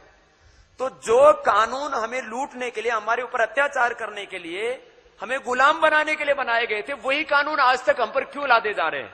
इस प्रश्न का उत्तर थोड़ी सी देर में भाई राजीव जी देंगे। मैं एक 5-7 मिनट में कोशिश करता हूं ये बात कहने की। आप सबको एक पुरानी घटना याद दिलाता हूं, आप सब जानते हैं उस घटना को। हमारे देश में अंग्रेजों के खिलाफ सबसे बड़ा संघर्ष और सबसे पहला संघर्ष सन 1857 में हुआ। और ये संघर्ष की पृष्ठभूमि क्या थी? जब अंग्रेजों ने इतनी लूटमार मचाई कि देश गरीब हो गया, कंगाल हो गया, जब अंग्रेजों ने इतने पुलिसिया अत्याचार किए कि हर आदमी त्राही त्राही करने लगा, जब अंग्रेजों ने किसानों से सारी जमीनें छीन ली, जब अंग्रेजों ने टैक्स लगाकर सारे स्वदेशी उद्योग खत्म कर दिए, जब अंग्रेजों ने भारत के लोगों को मार मार के ईसाई बनाना शुरू कर दिया, तब भारतवासियों का धैर्य चुक गया। हम भारतवासियों की एक विशेषता है, हम सोए हुए हाथी की तरह से हैं। जब तक हाथी सोता रहता है, सोता रहता है, सोता रहता है, सोता रहता है, सोता रहता है, सोता रहता है। लेकिन जब वो चिंगाड़ के भागना शुरू करता है तो सबको रौंद देता है अपने नीचे। भारतवासी भी वैसे ही हैं। हम अंग्रेजों के अत्याचार को 100 साल सहते रहे। अंग्रेजों ने अत्याचार करना शुरू किया 1757 से, जब से उनको कलकत्ता में अपना राज्य स्थापित करने का रास्ता खुला। आप जानते हैं ना, प्लासी का युद्ध हुआ था, तो प्लासी के युद्ध के बाद जब से कलकत्ता में और बंगाल में अंग्रेजों की सरकार बनी, तब से अंग्रेजों ने अत्याचार शुरू किए। वो अत्याचार हम 100 साल तक सहन करते रहे। 100 साल तक हमने उफ नहीं किया। अंग्रेजों ने जो किया, हमने कभी उसके रास्ते में रुकावट बनने की कोशिश ही नहीं की। छुटपुट कहीं कोई विरोध होता था तो होता था। जब पानी हद से ज्यादा गुजर गया, कहते हैं नाक तक पानी आ गया, डूबने की स्थिति आई, तब भारतवासियों ने एक साथ विद्रोह किया। और वो विद्रोह इतना बड़ा था कि अंग्रेज घबरा गए। अंग्रेजों को कभी कल्पना नहीं थी कि जो भारतवासी 100 साल से उनके अत्याचार सह रहे हैं, वो एक साथ कभी खड़े हो जाएंगे। भारतवासी खड़े हो गए। 350 से ज्यादा स्थान ऐसे बने जहां क्रांति हो गई और अंग्रेजों की सरकार को उखाड़कर फेंक दिया भारतवासियों ने। अंग्रेजों की सरकार खत्म कर दी। एक केंद्र था सतारा, नाम सुना? पूरा अंग्रेजों का साम्राज्य वहां से उखड़ गया 1857 में। दूसरा केंद्र था सांगली, फिर था कोल्हापुर, फिर था पूना, फिर पूरे भारत में ऐसे 350 से ज्यादा केंद्र थे जहां अंग्रेजों की सरकार खत्म हो गई और 3,65,000 अंग्रेज उसमें मारे गए। 1857 की क्रांति शुरू हुई थी। यहीं हरिद्वार के नजदीक में एक मेरठ नाम का स्थान है, मुश्किल से यहां से कितना 70-80 किलोमीटर होगा। इस मेरठ स्थान से शुरू हुई थी क्रांति 10 मई 1857 को, और वो फिर पूरे देश में फैल गई। आप कल्पना कर सकते हैं कि एक मेरठ शहर से क्रांति की शुरुआत हुई और 350 शहरों तक वो क्रांति फैल गई 3 महीने में। 10 मई से शुरू हुआ, 10 मई से 10 जून, 10 जून से 10 जुलाई, 10 जुलाई से 10 अगस्त, 1 सितंबर तक पूरे हिंदुस्तान में कहीं भी अंग्रेजों की सरकार नहीं बची। एक भी अंग्रेज नहीं बचा। 3-3.5 महीनों में भारतवासियों ने अंग्रेजों का कत्लेआम कर दिया। जब भारतवासियों के सिर पर से गुजरती है ना, तो यही भारतवासी युद्ध के मैदान में किसी रणचंडी सा कमाल दिखाते हैं, तो साधारण भारतवासियों ने तलवारों से गर्दनें काट दी अंग्रेजों की। हसिया होता है ना, हसिया जिससे फसल काटी जाती है, उससे अंग्रेजों के गले काटे थे भारतवासियों ने। मेरठ में जाट किसान थे ना, ये सड़कों पर निकल आए थे और अंग्रेजों की छावनी के एक एक अधिकारी को हंसिए से काटा था, खत्म कर दिया। पूरे हिंदुस्तान में 3,65,000 अंग्रेज मारे गए। कुछ 2-4 अंग्रेज जिंदा बच गए। वो भागकर किसी तरह से लंदन पहुंच गए। और वो भागे भी कैसे? उन्होंने अपने पूरे शरीर को काला किया ताकि वो भारतवासी लगे। चेहरे को काला किया, शरीर को काला किया, किसी तरह जिंदा बचने के लिए। और वो किसी तरह युक्ति लगा के भाग गए। वहां भागकर अंग्रेजों की संसद में उन्होंने सारी कहानी सुनाई कि भारत में तो विद्रोह हो गया, बगावत हो गई। तो अंग्रेजों की संसद में सबसे बड़ा प्रश्न आया कि आगे कभी भी ऐसा कोई विद्रोह ना हो भारतवासियों में, तो इसके लिए क्या क्या करना, दोबारा कभी भी ऐसा विद्रोह ना हो। तो कई अंग्रेजों ने अपने प्रधानमंत्री को कहा, जो उस समय इंग्लैंड का प्राइम मिनिस्टर था, उसको पूछा गया कि क्या क्या करना फिर इसके लिए।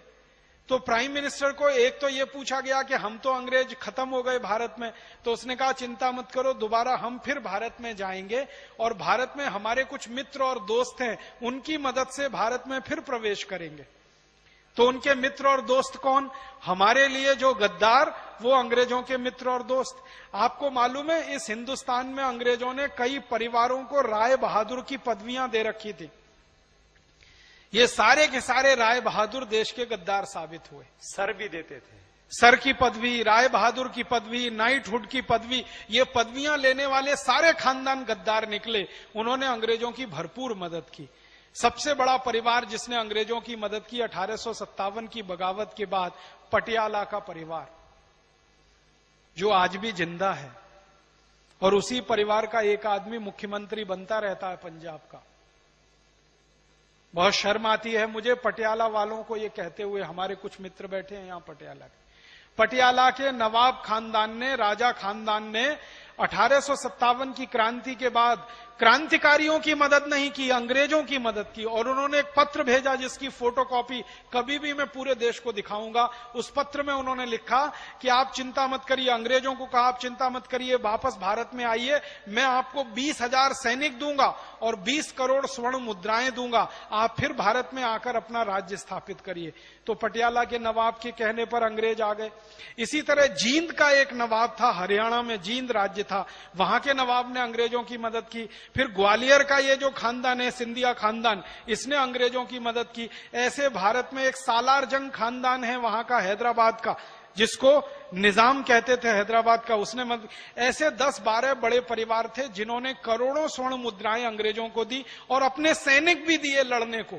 तो उनकी मदद से अंग्रेजों ने वापस हिंदुस्तान में प्रवेश किया और क्रांतिकारियों का कत्लेआम किया। फिर 1 सितंबर 1857 से लेकर 1 नवंबर 1858 तक हिंदुस्तान के करीब करीब 7.5 लाख से ज्यादा क्रांतिकारियों को अंग्रेजों ने कत्ल कर दिया। और कैसे कत्ल किया? एक बिठूर नाम का छोटा सा शहर है कानपुर के नजदीक, वहां के 2 बड़े क्रांतिकारी थे इस देश में, नाना साहब पेशवा और तात्या टोपे। ये दोनों क्रांतिकारियों के शहर के 24,000 लोगों को गोली से मार दिया या तलवार के मौत की घाट उतार दिया अंग्रेजों ने। 3 महीने के छोटे बच्चे से लेकर 90 साल के बुजुर्ग तक सबको खत्म कर दिया अंग्रेजों ने। अपराध क्या था उनका? कोई अपराध नहीं था, बस एक ही अपराध था कि वो तात्या टोपे और नाना साहब पेशवा के शहर में रहते थे। तो अंग्रेज कहते थे ये सब बगावत करेंगे और क्रांतिकारी बनेंगे, इसलिए सबको कत्लेआम करो। और ये कत्लेआम अंग्रेजों ने भारत के पटियाला नवाब माने पटियाला राजा, जींद का राजा, ग्वालियर का सिंधिया खानदान, इनके सैनिकों की मदद से किया था। और ये सारे कत्लेआम पूरे देश में हुए। अंग्रेजों की सरकार फिर स्थापित हो गई।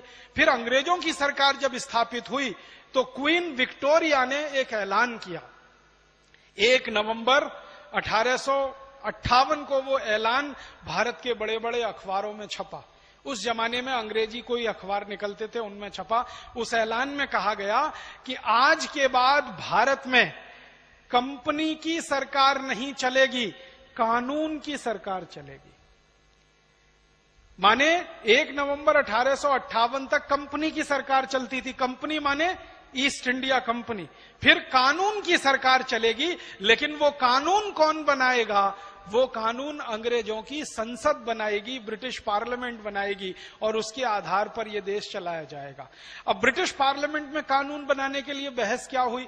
ब्रिटिश पार्लियामेंट में बहस यह हुई कि कानून ऐसे बनाए जाने चाहिए कि सारे भारतवासी कभी भी दोबारा से खड़े ना हो सकें और अंग्रेजों के खिलाफ बगावत ना कर सकें। तो सबसे पहला कानून मानते हैं क्या आया? सबसे पहला कानून, आपको हैरानी होगी जानकर, अंग्रेजों के खिलाफ जो बगावत हुई थी वो सशस्त्र बगावत थी, उसमें हथियारों का इस्तेमाल हुआ था। अंग्रेजों ने सबसे पहला कानून बनाया कि भारत में हथियार वही रख सकेगा जिसके पास लाइसेंस होगा। लाइसेंस जिसके पास नहीं होगा वो हथियार रखने का अधिकारी नहीं होगा। तो अंग्रेजों ने क्या किया? लाइसेंसिंग ऑफ आर्म्स एक्ट, ये पहला कानून बनाया। और इस कानून के आधार पर क्या किया गया? घर घर की तलाशियां ली गई। किसके घर में बंदूक है, किसके घर में हसिया है, छुरा है, चाकू है, क्या क्या हथियार है, वो सब अंग्रेजों ने छीन लिए, क्योंकि अंग्रेजों को डर था इन्हीं हथियारों की मदद से भारतवासी दोबारा फिर बगावत कर सकते हैं। तो सबसे पहले उन्होंने लाइसेंसिंग ऑफ आर्म्स एक्ट बना के हथियार छीनने का कानून बनाया। और एक बार भारतवासियों के हथियार छिन गए तो भारतवासी कमजोर हो गए और वो कमजोरी इतनी भारी पड़ी कि अगले 90 साल तक फिर अंग्रेजों की गुलामी हमें सहन करनी पड़ी। ये एक कानून बनाया उन्होंने। ये कानून दुर्भाग्य से आजादी के 62 साल के बाद भी अभी चल रहा है इस देश में। मालूम है, हथियार वही रख सकता है जिसके पास लाइसेंस हो सकता है, और लाइसेंस देने का काम सरकार करती है। पहले काले गोरे अंग्रेजों की सरकार वो काम करती थी, अब काले अंग्रेजों की लेकिन सरकार। आजकल ऐसा दूसरा होता है राजीव भाई, शरीफ आदमी लाइसेंस लेकर के हथियार खरीदता है और जो गुंडा होता है वो बिना लाइसेंस वाला। तो अब उल्टा चल रहा है। तो एक कानून की मैंने मिसाल दी। दूसरा एक कानून अंग्रेजों ने बनाया Indian police act. Police act बनाया वो ये कि हर भारतवासी कभी भी अंग्रेजों के खिलाफ कुछ ना करे, उसको मारकर, पीटकर, दबाकर, कुचलकर कंट्रोल करने के लिए एक एजेंसी चाहिए। तो पुलिस नाम की एक व्यवस्था उन्होंने खड़ी की। आपको मालूम है 1858 से पहले इस देश में कोई पुलिस नहीं थी। किसी भी राजा ने पुलिस नहीं रखी। आर्मी रखी, सेना होती थी, पुलिस नहीं होती थी, क्योंकि पुलिस की जरूरत नहीं थी। अपने ही लोगों को मारना, पीटना, दबाना, धमकाना ये कौन करता है? कोई राजा अपनी प्रजा को ये अत्याचार करेगा? लेकिन अंग्रेजों ने पुलिस बनाई जिसका नाम रखा इंडियन पुलिस एक्ट। और उसमें जो आधार दिया वो ये कि हर पुलिस वाले को राइट टू ऑफेंस होगा, किसी भी भारतीय नागरिक को राइट टू डिफेंस नहीं होगा। माने कोई भी अंग्रेज पुलिस अधिकारी किसी भी दिन गला पकड़ के आपको लाठी से मारने लगे तो आपको लाठी पकड़ने का भी अधिकार नहीं होगा, आप सिर्फ पिटते रहिए। और अगर उस पुलिस अधिकारी की लाठी आपने पकड़ ली अपना डिफेंस करने के लिए तो केस आपके खिलाफ बनेगा कि अंग्रेज अधिकारी को ड्यूटी करने से आपने रोका। जानते हैं आप, यही राइट टू ऑफेंस वाला कानून, इंडियन पुलिस एक्ट वाला, आजादी के 62 साल के बाद भी अभी भी चल रहा है। कोई पुलिस वाला सड़क चलते आपको रोक ले और आपके पैर में 2 लठ जमा दे, आप उसका कुछ नहीं बिगाड़ सकते। और कोई पुलिस वाला तैश में आ जाए और निकाल के गोली मार दे तो भी आप उसको फांसी के फंदे पर नहीं चढ़ा सकते। हमारे देश में पुलिस एनकाउंटर में सैकड़ों लोग निर्दोष मारे जाते हैं और किसी पुलिस वाले को फांसी नहीं होती इस देश में। बहुत रेयर केस होते हैं जिनमें सुप्रीम कोर्ट भी आ जाए। सुप्रीम कोर्ट ने तो महाराज साहब इसको बोल दिया है कि पुलिस व्यवस्था खाकी वर्दी के सबसे बड़े गुंडे हैं जो इस देश में पल रहे हैं अंग्रेजों के। इसमें थोड़ा सा संशोधन करते हैं हम राजीव भाई। इसमें अच्छे पुलिस वाले यदि किसी अपराधी को गोली से मार देते हैं तो उनको जेल में ठोक दिया जाता है। जो किसी आतंकवादी को, किसी अपराधी को, किसी गुंडे को, कोई भैया, जो मुंबई में तो क्या बोलते हैं उनको सब, डॉन लोग, डॉन माफिया, डॉन को, माफिया को, डॉन को मारता है तो उसके ऊपर तो एक लगता है, लेकिन वो हिंदुस्तानी को मारेगा तो नहीं लगेगा, तब उसको एनकाउंटर मान लिया जाएगा। तो थोड़ा सा हमारे, एक बात मैं और कहना चाहता हूं, पुलिस में अच्छे भी लोग हैं राजीव भाई लेकिन उन अच्छों की संख्या हमें बढ़ानी है। 1% से कम है अच्छों की संख्या, लेकिन वो अच्छे भी गलत कानून के नीचे रहकर मजबूर है। तो इसलिए उसमें अभी जैसे आर्म एक्ट वाली बात थी, आज हम अपनी सुरक्षा के लिए AK-47 लेना चाहे तो हमें नहीं मिलेगी, अपनी सुरक्षा के लिए लेना चाहे। और अपराधी सरेआम लिए घूमते हैं। इस देश में लाखों की संख्या में AK-47 है, किनके पास है? जो हमें मारने के लिए, हमें सुरक्षा के लिए हम नहीं रख सकते। तो ये इसमें ये नहीं कि हम इस कानून व्यवस्था को पूरी तरह खत्म कर देना चाहते, जंगल राज करना चाहते, इसमें संशोधन। अंग्रेजों ने ऐसी एक कानून बनाया, इंडियन सिविल सर्विसेज एक्ट। हमारे यहाँ ग्राम पंचायतें होती है ना, पहले वो काम करती थी। सरपंच होता था, गांव का प्रमुख होता था, पंचायत उसके साथ काम करती थी। जो काम ग्राम पंचायत करती थी, कभी जरूरत पड़े तो टैक्स लगाना, जरूरत पड़े तो उसको गांव के विकास के लिए खर्च करना, वो सारे अधिकार छीनकर एक कलेक्टर को दे दिए गए। और उस पोस्ट को DM कहते हैं, डिस्ट्रिक्ट मजिस्ट्रेट कहते हैं, कलेक्टर कहते हैं। और ये जिस कानून के तहत हुआ वो इंडियन सिविल सर्विसेज एक्ट, वो कानून वैसे का वैसा ही चल रहा है। एक डिपार्टमेंट है इसमें थोड़ा सा एक बात मैं बीच में टोकूंगा। इंडियन सिविल सर्विस एक्ट में एजुकेशन का पूरा प्रबंध है, लेकिन आप एक आर्मी के अंदर ऑफिसर बनने के लिए आपको एजुकेशन सर्टिफिकेट के साथ साथ आपका कैरेक्टर सर्टिफिकेट लगता है। लेकिन जो है ये इंडियन सर्विस एक्ट में कैरेक्टर कहीं खत्म सा है। हमें ऐसा करना चाहिए कि एजुकेशन के साथ में कैरेक्टर वो बराबर होना चाहिए। तो हमारे अभी भी पूरी ट्रेनिंग होती है, क्योंकि मैं दोनों ही व्यवस्थाओं से काफी अच्छी तरह से परिचित हूं। जो हमारे पुलिस और प्रशासन में जिनको तैनात किया जाता है उनके लिए ये बात सही है कि उनको अतिरिक्त प्रशिक्षण दिया जाता है, लेकिन उसमें प्रबंधकीय ज्ञान के साथ साथ में मानवीय मूल्यों का, संवेदनाओं का एक बहुत गहरा समन्वय करने की आवश्यकता है। तो ये संशोधन इसका मतलब ये ना कोई सोचे कि ये सब जो है ये बाबा जी कोई ऐसा भारत बनाना चाहते हैं जहां कानून, जहां व्यवस्था, हम उन व्यवस्थाओं को बदलना चाहते हैं जो अंग्रेजों ने हमें गुलाम बनाने के लिए जो है, अभी भाई राजीव जी कह रहे थे कि बगावत ना कर सके, सिर ना उठा सके और आजादी की मांग ना कर सके, ऐसे कानून बनाए थे। उन कानूनों को बदलना चाहते हैं और इस देश का हर आदमी आत्मसम्मान के साथ जी सके, ऐसी व्यवस्था बनाना चाहते हैं। तो ऐसे मैंने आपको 2-3 उदाहरण दिए, एक उदाहरण देके खत्म करूंगा। अंग्रेजों ने एक कानून बनाया, पीडब्ल्यूडी का नाम सुना, पब्लिक वर्क्स डिपार्टमेंट, इसका कानून बनाया। स्वामी जी जल की बात कर रहे थे, मैं उसी जल की बात कहने जा रहा हूं। 1857 के पहले हमारे देश का जो जल प्रबंधन था वो ग्राम पंचायत के हाथ में था। तालाब होते थे, कुआं होते थे, बावड़ी होती थी और कई राजाओं ने नहरें भी निकाली थी। आपको मालूम है सबसे ज्यादा नहरें इस देश में महाराजा रणजीत सिंह ने बनवाई, सबसे ज्यादा नहर। अंग्रेजों से भी ज्यादा नहरें इस देश में महाराजा रणजीत सिंह की बनाई हुई हैं। उनको ये जल प्रबंधन का सबसे बड़ा ज्ञान था इस देश में। तो बहुत सारे राजा नहर भी बनवाते थे और ग्राम पंचायतें उनकी देखरेख किया करती थी, तालाब की, कुएं की, बावड़ी की, आदि आदि। ये सब अधिकार ग्राम पंचायत के अधीन था। जब तक ग्राम पंचायतें जल प्रबंधन का अधिकार रखती थी, इस देश के सारे तालाब लबालब भरे रहते थे पानी से। कभी पानी की कमी नहीं हुई इस देश में। और पानी ऐसा रहा कि 10 फीट पर खोदो तो पानी मिल जाए। हमने देखा, ये तो मैं वही बता रहा था। तालाब जब लबालब भरे रहेंगे तो कुओं का जल स्तर बना रहेगा, बावड़ी का जल स्तर बना रहेगा। बारिश तो अच्छी होती थी उस समय, आज भी। तो सारे तालाब, कुएं, बावड़ी, सारी व्यवस्था ग्राम पंचायत के अधीन थी, तो पंचायतें उनका रख रखाव करती थी, अच्छे से चलता था।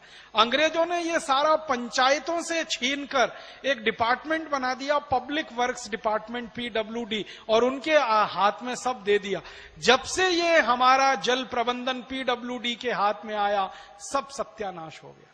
तालाब सूख गए, बावड़ियां सूख गई, कुएं सूख गए, क्योंकि पीडब्ल्यूडी वालों को क्या लेना देना किसी गांव के तालाब में जल भरा है या नहीं भरा है। उनको अपनी तनख्वाह और उनका टीए, उनका डीए, उनका एचआरए, इतने से ही लेना देना है, बाकी से क्या लेना देना, क्योंकि वो तो उस गांव में रहते नहीं। जो उस गांव में रहता है उसको दर्द होगा कि मेरा तालाब भरा हुआ है या खाली है। किसी दूसरे शहर का आदमी पीडब्ल्यूडी वाला जाता, उसको क्या लेना देना। तो अंग्रेजों ने ये एक एक चीजें छीन कर जो दे दिया अधिकारियों के हाथ में, उनके कारण सारा जल प्रबंधन इतना खराब हुआ है कि भारत में चेरापूंजी, जहां 150 इंच बारिश होती है, वहां पीने का पानी साल में 3 से 4 महीने मिलता नहीं है। 1 बाल्टी 10 रुपए का खरीदना पड़ता है। चेरापूंजी, जहां 150 इंच बारिश होती है साल में, वहां पीने के पानी की समस्या हो गई है। गंगा नदी, जो कभी हमेशा 365 दिन साल में भरी बहती थी, आज उस गंगा नदी में इतना इतना पानी रह गया है, आप इधर से उधर जाके पार कर सकते हैं। सारी नदियां सूख गई हैं, तालाब सूख गए हैं, कुएं तो खत्म हो गए हैं, बावड़ियां तो अब कहीं दिखाई नहीं देती हैं, दिखाई देती हैं तो खंडहर जैसी हो गई हैं, क्योंकि पीडब्ल्यूडी डिपार्टमेंट किसी की कोई साथ समार नहीं करने जा रहा। अकेले दिल्ली शहर में 1857 से पहले 70 तालाब थे दिल्ली में, आज दिल्ली में 2-3 तालाब रह गए हैं बस। ये पीडब्ल्यूडी ने हमारे देश में कर दिया। तो अंग्रेजों ने क्या किया कि गांव के लोगों के हाथ की सारी व्यवस्थाएं छीनकर अपने हाथ में ले लिया और उनको बेदरकार छोड़ दिया। मैंने अंग्रेजों की सरकार के 250 साल पर एक वो एनालिसिस किया है। लगभग 200 साल अंग्रेजों की सरकार रही, तो 200 साल में अंग्रेजों के सारे खर्चे, जो सरकार के खर्चे हैं, इसमें मालूम है सबसे कम खर्चा है वो जल प्रबंधन का है। 200 साल अंग्रेजों ने राज किया, हर साल वो बजट बनाते थे और बजट इस देश के सामने, माने अंग्रेजों की सरकार के सामने प्रस्तुत होता था। तो आपको कल्पना एक बताता हूं, अगर 100 करोड़ रुपए का बजट होता था तो पानी का खर्चा कभी भी 1 लाख रुपए से ज्यादा उन्होंने नहीं किया। 100 करोड़ के बजट में अगर निकालेंगे तो 0.001% निकलेगा, इतना कम। माने कुल खर्चे का 0.01%, 0.001% पानी का खर्चा सबसे कम, क्योंकि अंग्रेज चाहते थे कि ये देश प्यासा मरे और इस देश के किसान फसल ना कर सकें, ताकि उनकी समृद्धि ना बढ़े, ताकि वो अंग्रेजों के खिलाफ बगावत करने वाले जवान पैदा ना कर सकें। ये सारी साजिश के तहत हुआ। तो किसानों को पूरी तरह से बर्बाद करना है, तो पानी उनका छीन लो, किसान सब बर्बाद हो जाएंगे, खेती करेंगे कैसे? तो पानी तो अंग्रेजों ने छीना है। और आपको मैं एक जगह का कभी एक दस्तावेज दिखाऊंगा, मौका मिला। उड़ीसा का मेरे पास एक दस्तावेज है सन 1870 के आसपास का, जिसमें एक अंग्रेज कलेक्टर ने नियम बना दिया कि जो नहर होती है ना, नहर में पानी तो छोड़ने का अधिकार सरकार के हाथ में है ना, कब पानी छोड़ना कब नहीं छोड़ना। तो 1870 में गंजाम जिले के कलेक्टर ने एक नोटिफिकेशन जारी किया कि पानी नहर में उन दिनों में छोड़ा जाए जब खेत में फसल ना हो। जब फसल खेत में खड़ी हो, पानी नहीं छोड़ा जाए नहर में। ये आदेश जारी किया गंजाम के कलेक्टर ने। और उस जमाने का गंजाम जिला आज के उड़ीसा के 16 जिलों के बराबर है। ये एक जगह का मेरे पास दस्तावेज है, अगर ढूंढूंगा तो ऐसे सैकड़ों दस्तावेज और मिल जाएंगे। कभी हमें अभी ढूंढने हैं, बहुत सारे दस्तावेज हमारे हाथ में नहीं है, लेकिन एक जिले का मेरे पास है। हो सकता है संपूर्ण भारत देश के सभी जिलों में ऐसे ही कलेक्टरों के आदेश जारी हुए हों कि जब किसानों की फसल खड़ी हो तो नहर में पानी नहीं छोड़ा जाए, और जब फसल नहीं है तब पानी छोड़ा जाए। इस तरह के कानून बना के अंग्रेजों ने बर्बाद किया है इस देश को। और दुर्भाग्य से ये सब कानूनों की संख्या है 34,735। 34,735 कानून उन्होंने बनाए थे इस देश को खत्म करने के लिए पूरी तरह से। अब वही कानून आजादी के 64-62 साल के बाद भी चल रहे हैं। उनमें थोड़ा थोड़ा संशोधन हुआ है। आईपीसी बनाया, इंडियन पिनल कोड, सीआरपीसी बनाया, सीपीसी बनाया, civil procedure code, criminal procedure code, land acquisition act बनाया उन्होंने, इंडियन फॉरेस्ट एक्ट बनाया। इंटरेस्टिंग बात बताता हूं आपको, एक कानून बनाया इंडियन फॉरेस्ट एक्ट 1872 में, भारतीय वन संरक्षण अधिनियम। फिर इंडियन फॉरेस्ट कंजर्वेशन एक्ट बनाया। एक बार एक मामला आया अंग्रेजों की अदालत में, ये मैं दस्तावेज के आधार पर कह रहा हूं। जबलपुर के कोर्ट में एक अंग्रेजी सरकार के सामने मुकदमा आया था। एक बूढ़ी महिला, वो अपना चूल्हा जलाने के लिए जंगल से कुछ लकड़ी लाई और उसने लकड़ी लगा के अपनी रोटी बनाई। एक पुलिस ऑफिसर ने उसको पकड़ लिया कि तुमने जंगल से लकड़ी लाई, ये कानून के विरोध में है, जंगल से लकड़ी चुराना कानूनन अपराध है, उसमें जेल हो जाती है। तो उस महिला को पकड़कर जेल में ले गए। उसके ऊपर मुकदमा शुरू हुआ। तो मुकदमे में जज ने उससे पूछा कि तुम्हारा कोई वकील है? उस महिला ने कहा मेरे पास खाने को रोटी नहीं है, वकील कहां से लाऊंगी, मैं ही मेरी वकील हूं। तो न्यायाधीश ने पूछा तुमको कुछ कहना है? तो उस महिला ने क्या कहा था वो मैं आपको वैसे का वैसा ही सुनाता हूं। अंग्रेजों के दस्तावेज के आधार पर ये सारी बात कर रहा हूं।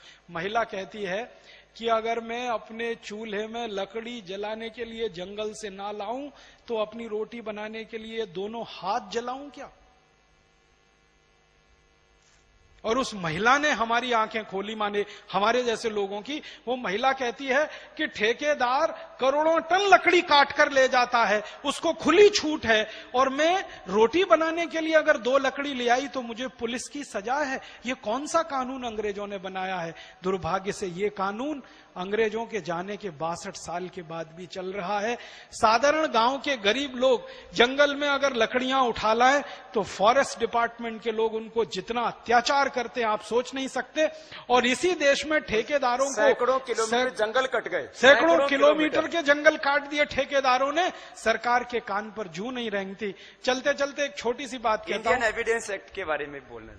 हाँ, इसमें एक छोटी सी बात कहता हूं। हिंदुस्तान में मालूम है सबसे ज्यादा लकड़ी किसके लिए कटती है? सरकार के लिए। सबसे ज्यादा लकड़ी सरकार के लिए कटती है। और आपको एक दूसरी जानकारी मालूम है? क्या सरकार को फूकने के लिए कटती है क्या? है? सुनिए महाराज जी, मैंने बड़ा खोजा इस पर कि सरकार करती क्या है लकड़ी का। सबसे ज्यादा लकड़ी सरकार के लिए कटती है इस देश में। सारे ठेकेदार जो लकड़ी काटते हैं वो सरकार के लिए काटते हैं और सरकार के आदेश पर काटते हैं। सरकार वो लकड़ी नीलामी में देती है सिगरेट बनाने वाली कंपनियों को। और इस हिंदुस्तान में हर साल 20 अरब सिगरेट का उत्पादन होता है और 500 सिगरेट बनाने में पूरा एक पेड़ कट जाता है। सिगरेट है ना, उसके ऊपर कागज लपेटा हुआ होता है। वो कागज सबसे बेहतरीन लकड़ी से ही बनता है, क्योंकि सिगरेट का कागज बहुत संवेदनशील होता है, जरा सा सुलगाओ तो जल जाए। सिगरेट के ऊपर जो कागज लपेटा जाता है उसके लिए, फिर सिगरेट को पैकेट में बंद करने के लिए जो कागज खर्च होता है उसके लिए, मैंने एवरेज निकाला 500 सिगरेट अगर पैकेट में बंद हो गई बनकर, तो एक भरा पूरा पेड़ कट जाता है इस देश में।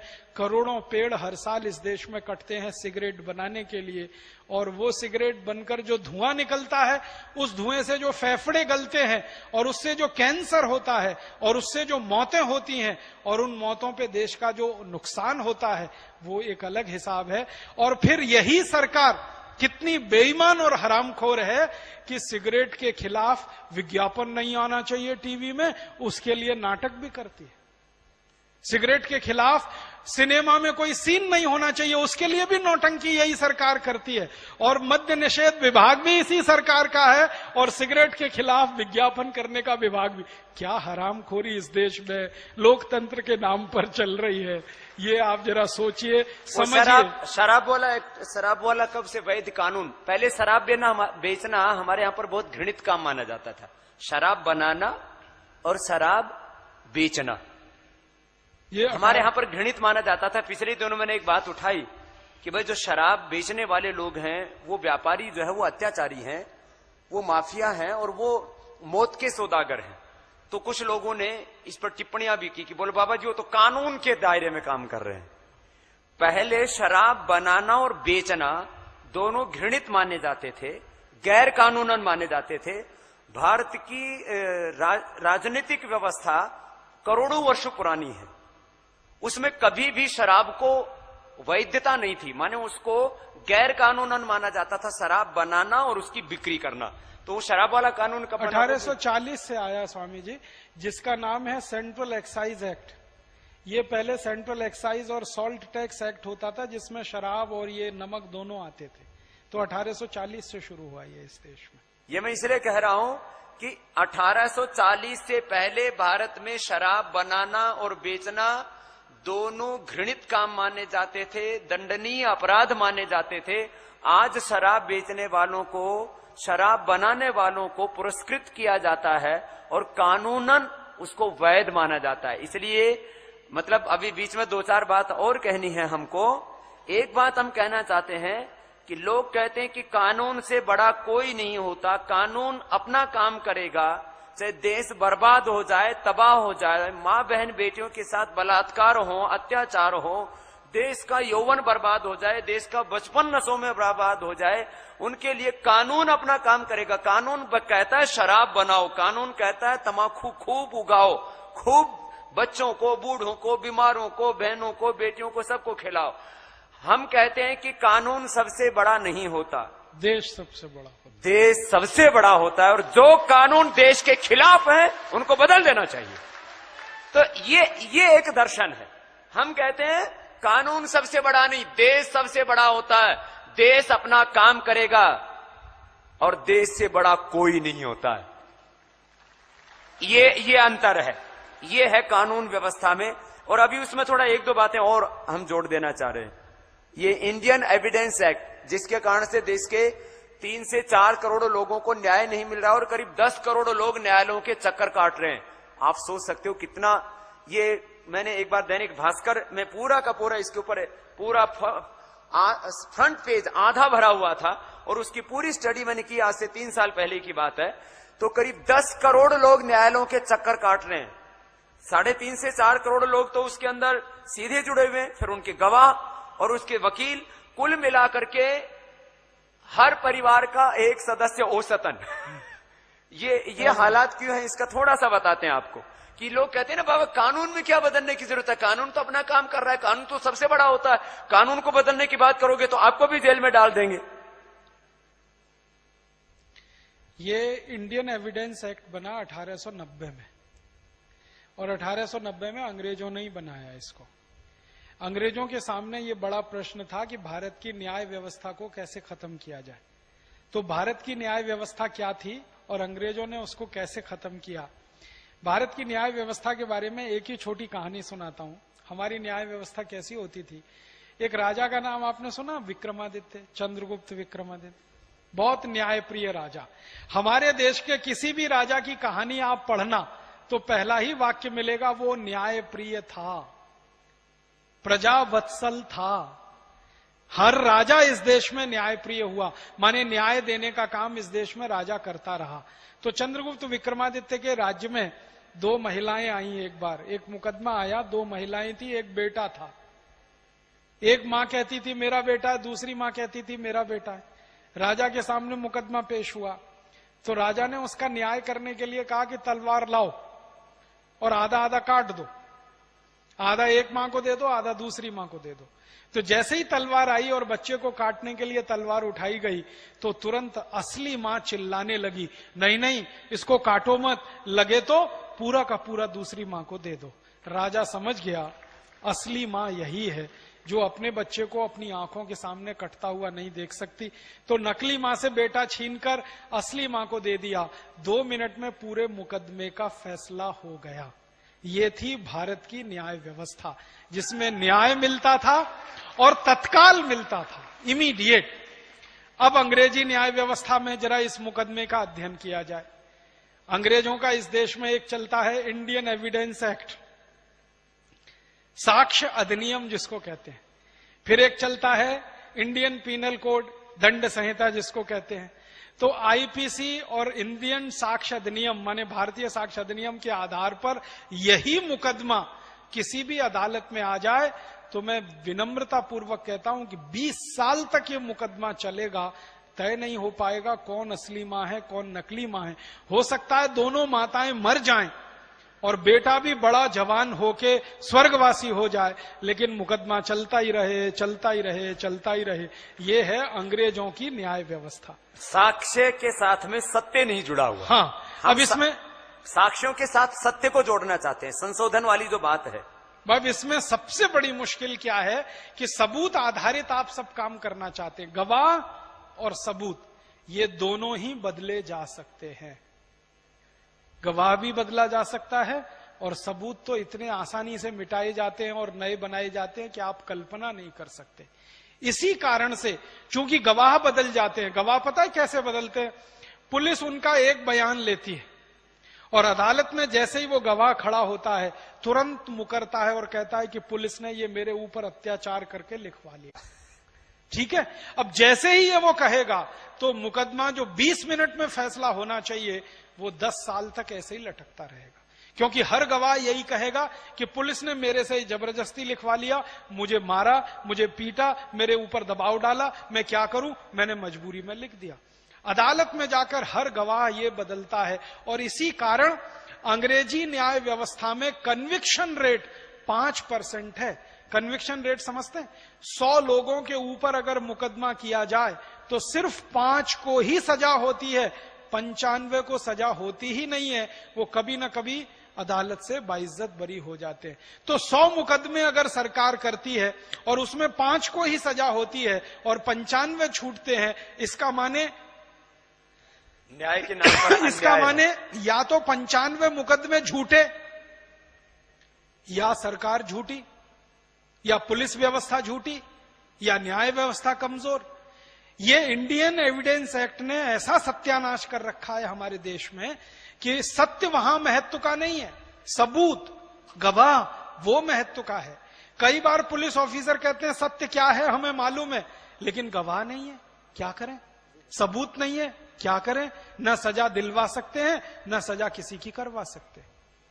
तो समस्या हमारे देश में ये। और न्यायाधीश को सत्य की पहचान करने के लिए बिठाया जाता है, वो न्यायाधीश भी सबूत और गवाह के आधार पर सत्य को खोजता है।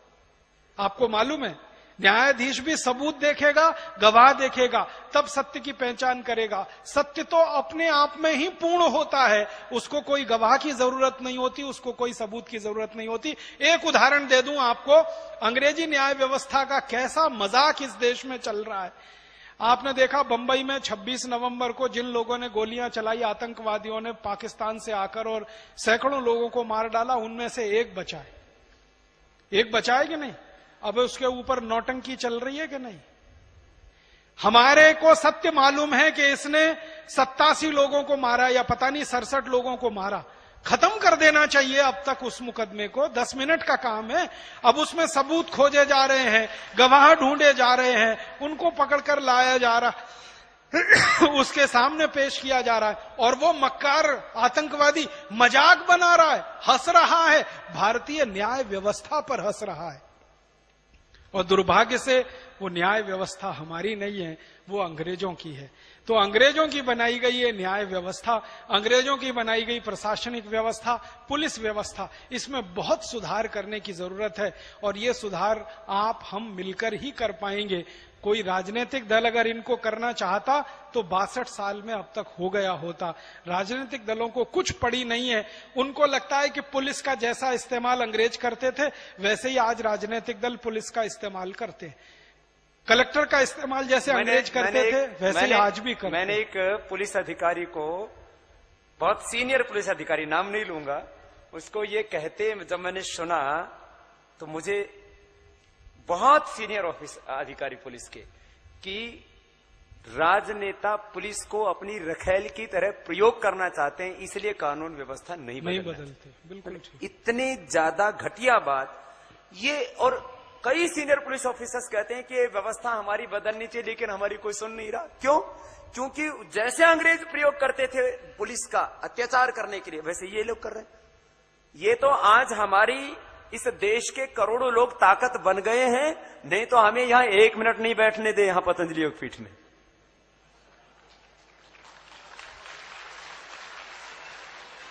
मुझे बहुत लोगों ने कहा, बोले बाबा जी आपको भी शंकराचार्य जी की तरह उठा करके जेल में ठोक देंगे।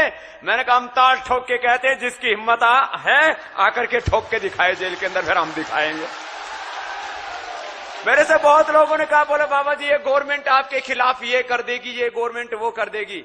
मैंने कहा मैं जो ईश्वरीय कानून व्यवस्था है और जो मानवीय कानून व्यवस्था है उसको पूरी तरह से मानता हूं, और मैं एक भी काम गैर कानूनन नहीं करता। लेकिन कोई षड्यंत्र करके हमें जेलों के अंदर ठोकेगा, उस दिन हम बता देंगे कि कानून क्या होता है। तो इस देश में ये हिम्मत करने वाले तो कितने लोग होंगे जिनके साथ करोड़ों लोग खड़े होंगे। आज ये माना कि देश के करोड़ों लोग हमारे साथ खड़े, लेकिन एक बेचारे गरीब आम आदमी को कभी भी रात को 12 बजे जाकर के पुलिस उठा ले जाती है और उसको थाने में ठोक देती है। 6-6 महीने जमानत नहीं होती है, 12-12 सालों तक लोग जेलों में सड़ते रहते हैं।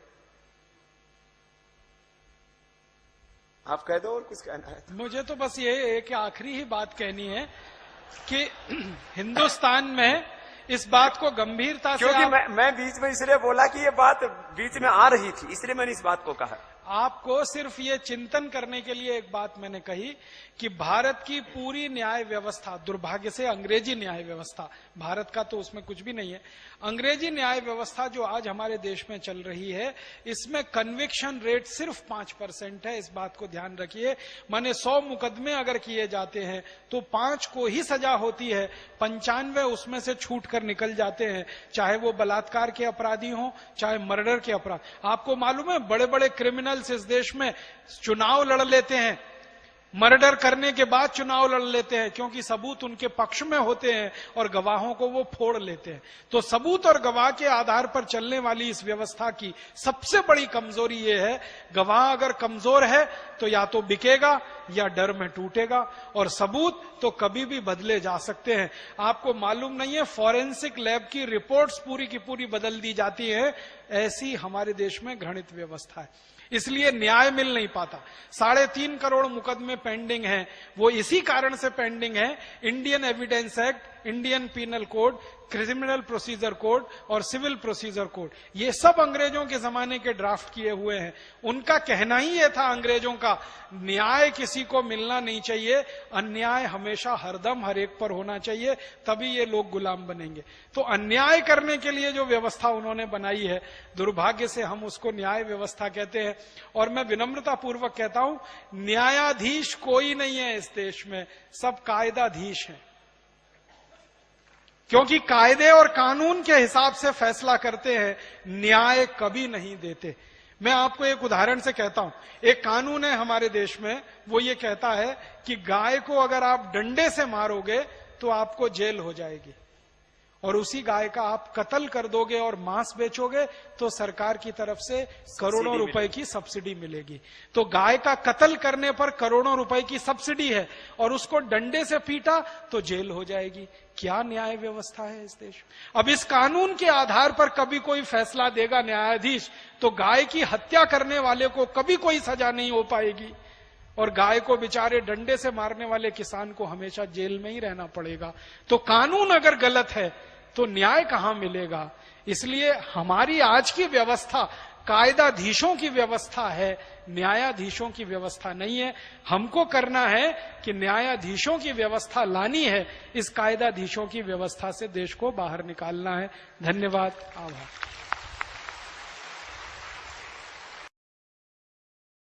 दोस्तों, सबसे पहले तो चैनल सब्सक्राइब करें, फिर लाइक, कमेंट और शेयर करें, और हाँ, हमारा एंड्रॉयड ऐप डाउनलोड करना ना भूलें।